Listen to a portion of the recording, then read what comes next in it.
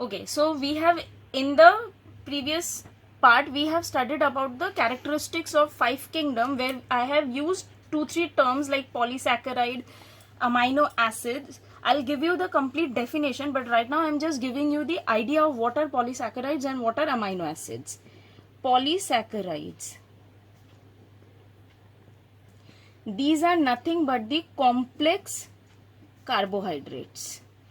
You have heard about this word carbohydrate. These are the nutrients that we consume in our day-to-day life, or they are basically the complex sugar. Carbohydrates are nothing but the sugar. So complex sugar are polysaccharides. Example is your starch. Example is your cellulose. I have told you that in plants the cell wall is made up of cellulose.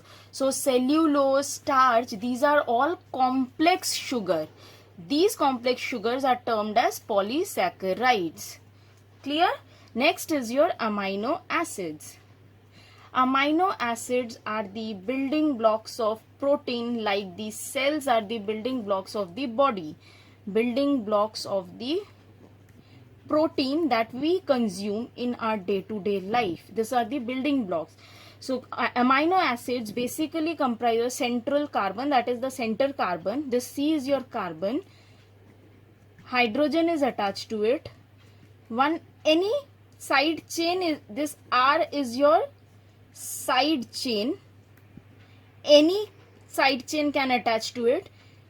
It has two functional group, carboxyl functional group COOH, and one is NH2. Fine. This is the basic structure of amino acid. This is the basic structure of amino acid. What happens when many amino acids, these are amino acids, when they attach together like this with the help of a peptide bond, a type of bond that attaches these amino acids together, this complete structure is your protein. So this is the structure of amino acid. Functional group is your carboxyl group. This is your carboxyl group. This one is your amine group. Fine. So these are polysaccharides, these are complex sugar, and amino acids are the building blocks of your protein. Now our last topic of discussion is the cell theory. This is the very important topic as per your syllabus. So before we'll discuss about the cell theory directly, we'll have a quick look on various important discoveries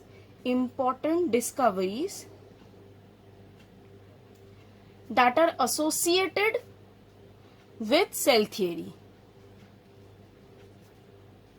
This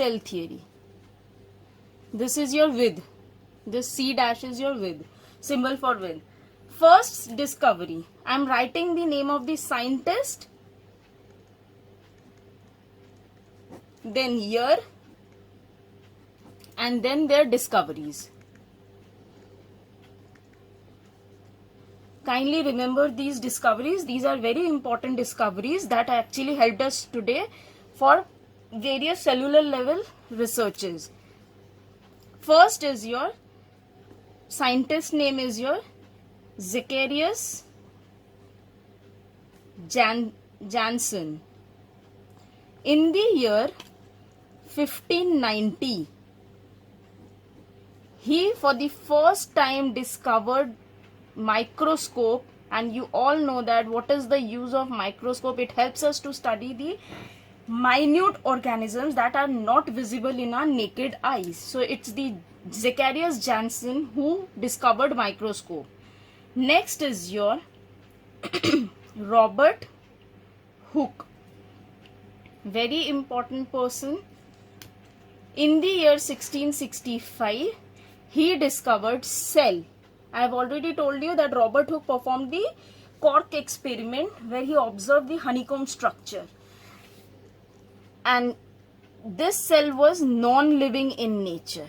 Remember this as a keyword. Third important discovery is your Antony van Leeuwenhoek. In the year 1674, he discovered free living cells. Living is the keyword, living cells in the pond water, and he termed this living cells as animalcules. Animalcules. This was the keyword used by Antony van Leeuwenhoek. Next discovery, kindly write it down. Next discovery is J.B. Lamarck,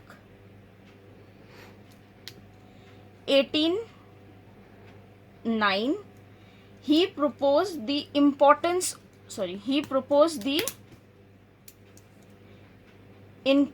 of tissue. He told us the importance of tissues.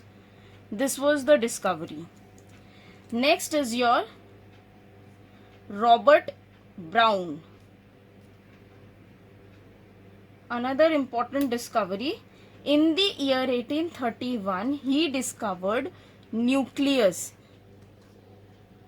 Next, Purkinje, Purkinjee, in the year 1839, coined the term protoplasm. What is protoplasm? Protoplasm is the fluid that is present inside the cell. Fluidic substance present inside the cell.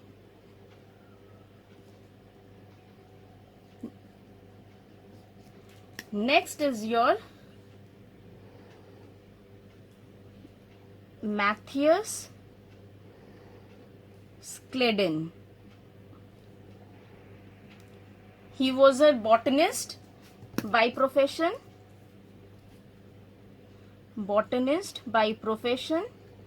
And in the year 1838, he studied plant tissue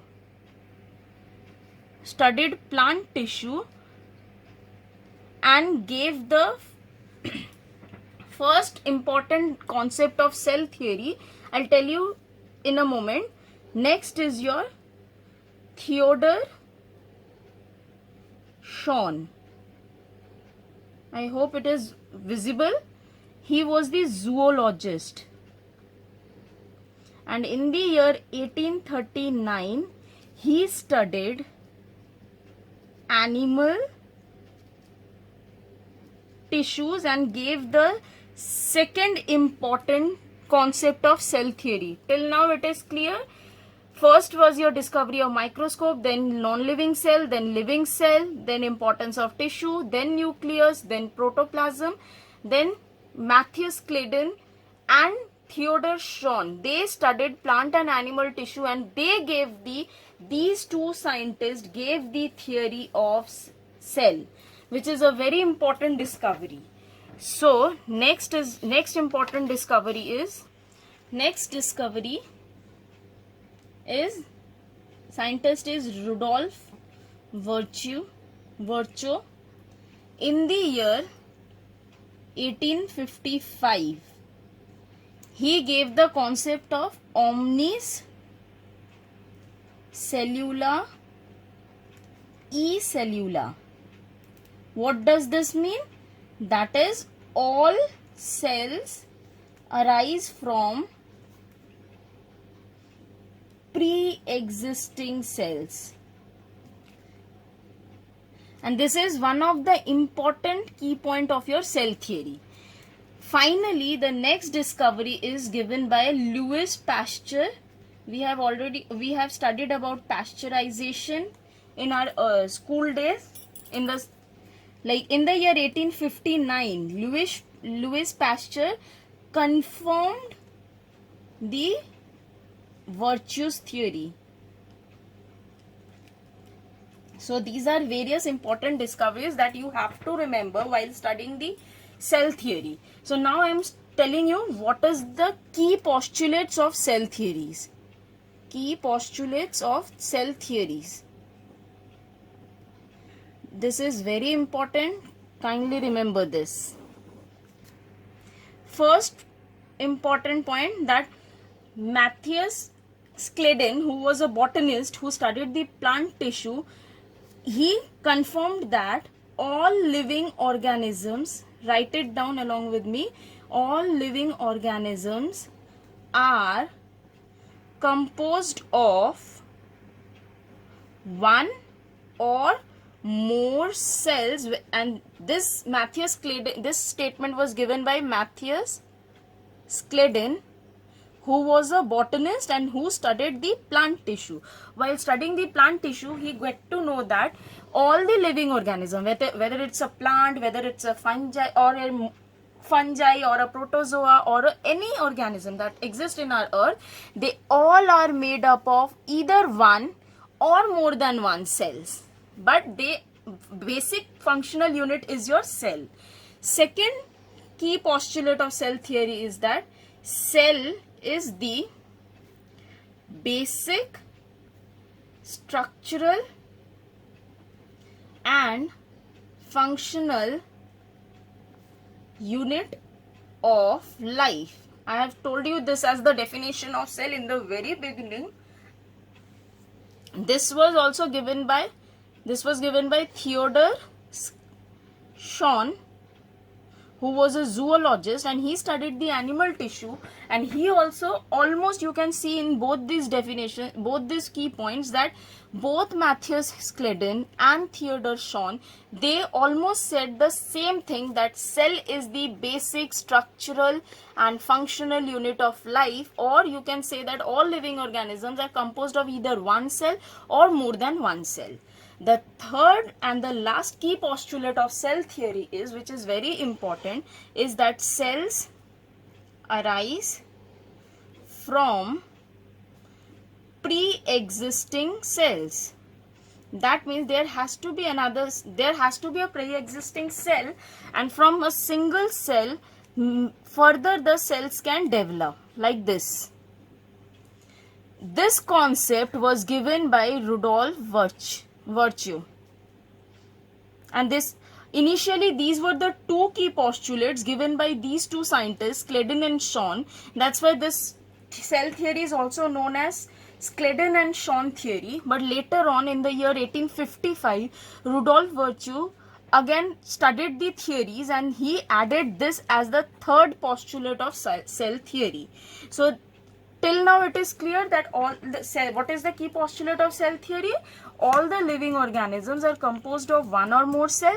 Cell is the basic structural and functional unit of life, and all the cells arise from pre-existing cell. So these are the key postulates of cell theory. Kindly remember all these postulates. These are very important, and I'll give you the definitions of various keywords in the next lecture. Thank you.